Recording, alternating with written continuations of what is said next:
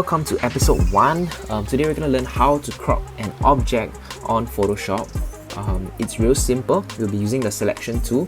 It is the fourth icon from the top in your toolbar, or you can press W on your keyboard.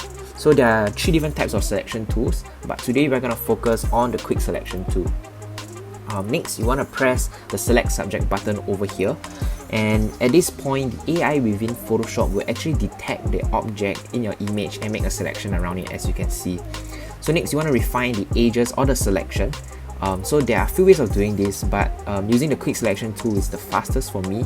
So what you want to do is zoom in, left click and drag along the areas that were missed out. And next, you just need to right click over the selection, select layer via copy, and there you go, you have a new layer of the selected subject or object of your image. And that's how you crop an object in Photoshop.